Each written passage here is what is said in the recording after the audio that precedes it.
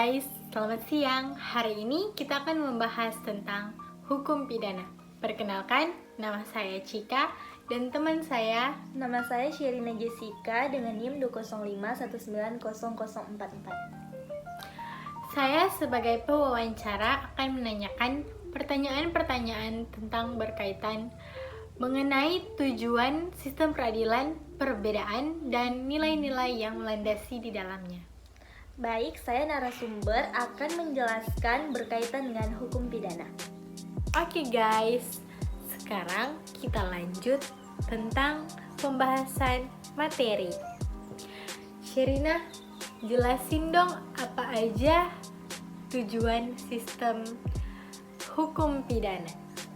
Oke Cika, aku akan jelasin tujuan sistem peradilan hukum pidana. Yang pertama, mencegah masyarakat menjadi korban kejahatan. Seperti yang kita ketahui, manusia tidak luput dari yang namanya berbuat ataupun menjadi korban suatu kejahatan. Tujuan yang pertama ini dilakukan semata-mata untuk menerapkan nilai-nilai Pancasila sebagai dasar negara. Yang kedua, menyelesaikan kasus kejahatan yang terjadi.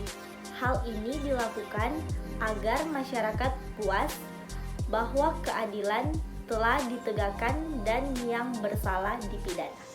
Yang ketiga, mengusahakan atau berupaya agar mereka yang pernah melakukan kejahatan tidak mengulangi kejahatannya. Oke, terus bisa nggak kamu jelasin apa sih perbedaan penyidik sama penyelidikan dalam hukum pidana? Bisa dong. Pada dasarnya, dalam suatu perkara pidana, yang berwenang melakukan penyidik adalah penyidik. Sebagaimana disebut dalam pasal 1 angka 1 Kitab Undang-Undang Hukum Acara Pidana. Penyidik adalah pejabat polisi negara Republik Indonesia atau pejabat pegawai negeri sipil tertentu yang diberi wewenang khusus oleh undang-undang untuk melakukan penyidikan. Adapun arti penyidik berdasarkan pasal 1 angka 2 KUHP adalah penyidik adalah serangkaian tindakan penyidik dalam hal yang menurut cara yang diatur dalam undang-undang ini untuk mencari serta mengumpulkan bukti. Dengan bukti itu membuat terang tentang tindak pidana yang terjadi dan guna menemukan tersangkanya. Dari definisi penyidik dalam KUHP di atas dapat kita ketahui bahwa penyidik itu bisa merupakan pejabat kepolisian, bisa juga pejabat pegawai negeri sipil atau PNS tertentu yang memang diberi wewenang khusus oleh undang-undang untuk melakukan penyidik. Oke, terus nih She, nilai-nilai apa aja sih yang melandasi crime control model? Oke. Nilai-nilai yang melandasi crime control salah. Biar diulang gitu.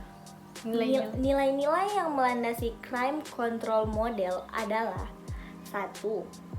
Tindakan represif terhadap suatu tindakan kriminal merupakan fungsi terpenting dari suatu proses peradilan.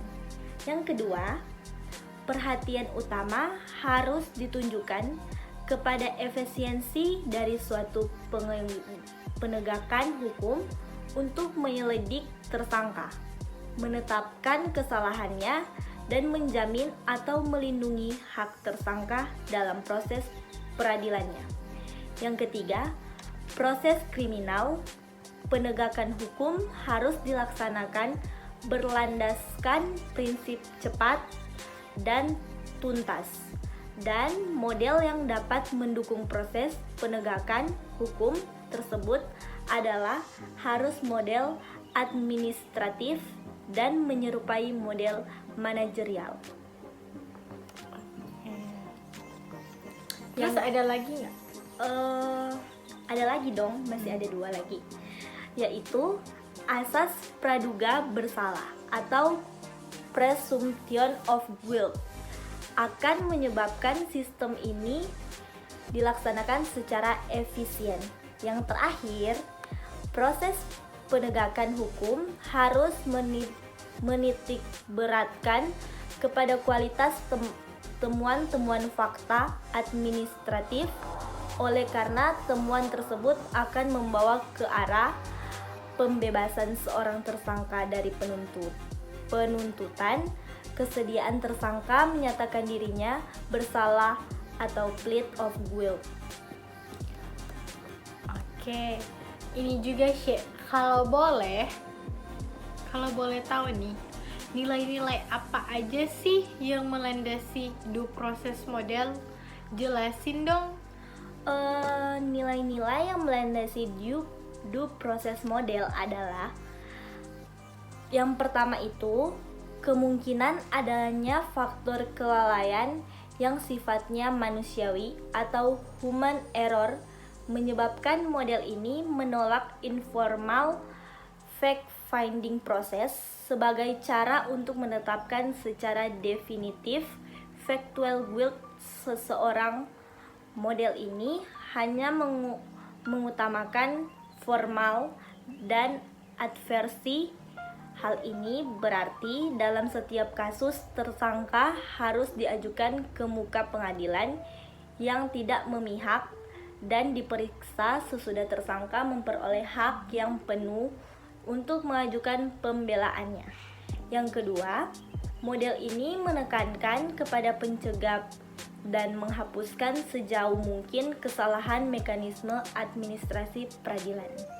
Yang ketiga, model ini bertitik tolak dari nilai yang bersifat anti terhadap kekuasaan, sehingga model ini memegang teguh doktrin.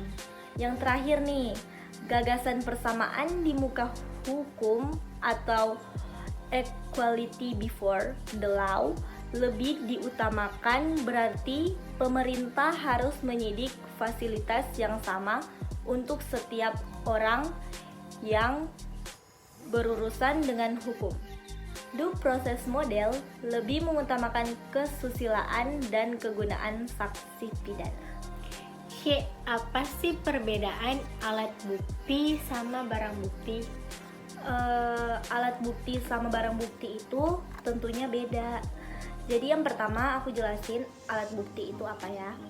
Dalam pasal 184 ayat 1 Kitab Undang-Undang Hukum Acara Pidana disebutkan bahwa alat bukti yang sah adalah keterangan saksi, keterangan ahli, surat, petunjuk, dan keterangan terdakwa. Dalam sistem pembuktian hukum acara pidana yang menganut stelsel negatif wedekulik, hanya alat-alat bukti yang sah menurut undang-undang yang dapat dipergunakan untuk pembuktian. Hal ini berarti bahwa di luar dari ketentuan tersebut tidak dapat dipergunakan sebagai alat bukti yang sah. Yang kedua, barang bukti. Kitab Undang-Undang Hukum Acara Pidana yang memegang tidak menyebutkan secara jelas tentang apa yang dimaksud dengan barang bukti.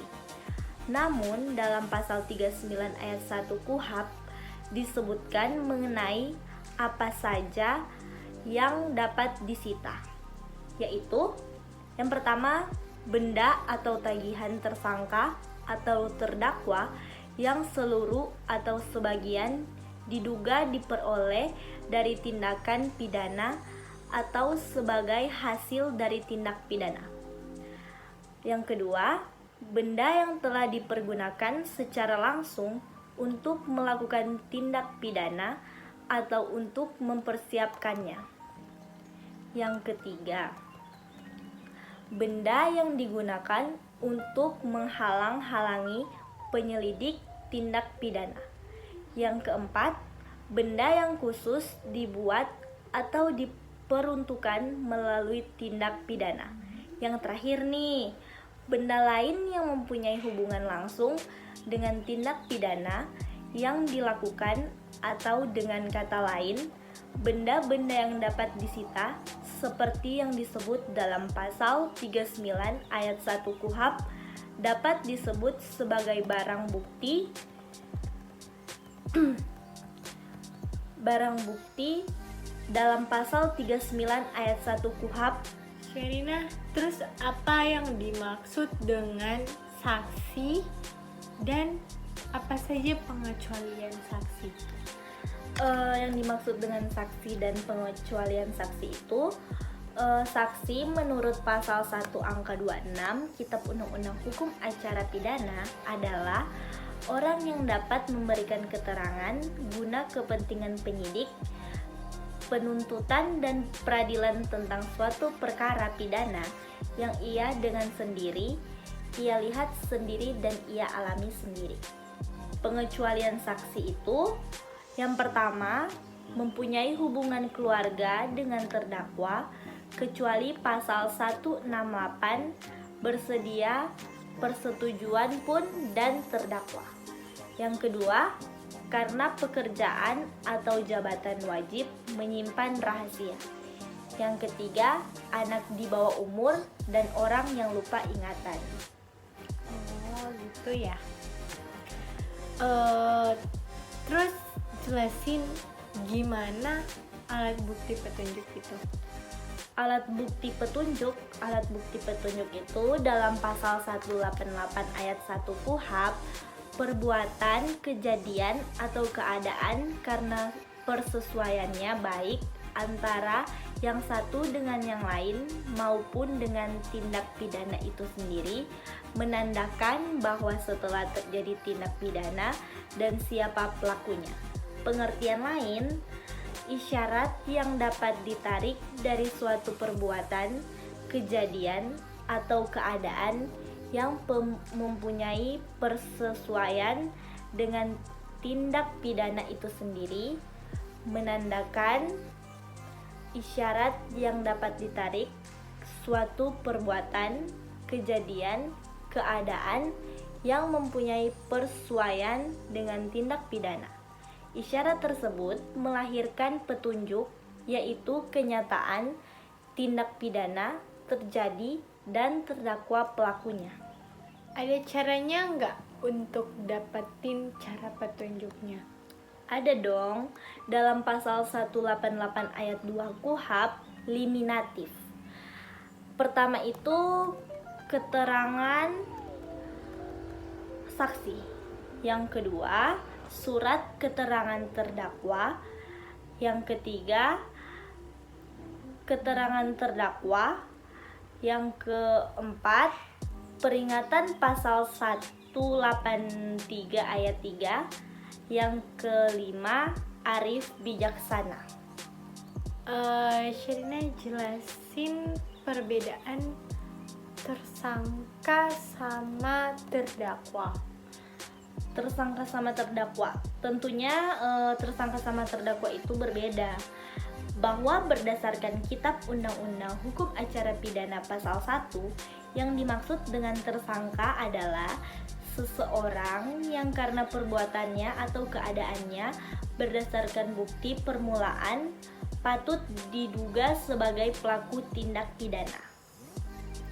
Terus terdakwa itu gimana? Nah, kalau terdakwa, seorang tersangka yang dituntut, diperkara, dan diadili di persidangan. Perbedaannya adalah, kalau tersangka, berkas perkaranya masih dalam proses penyidik yang dilakukan oleh kepolisian. Sementara terdakwa, berkas perkaranya dalam proses penyidik sudah diselesaikan oleh penyidik dan pada saat dilimpahkan oleh penyidik ke kejaksaan penuntut umum dinyatakan berkas lengkap dan sesegera mungkin berkas tersebut dilimpahkan oleh jaksa penuntut umum ke pengadilan negeri setempat untuk diperiksa oleh pengadilan. Oh gitu ya. Oke guys, tadi penjelasannya udah cukup dan terima kasih atas penjelasannya dan semoga bisa bermanfaat untuk banyak orang. Sekian video dari kami. Bila ada salah kata dan kalimat mohon dimaafkan ya guys. Terima kasih, selamat siang. Bye-bye.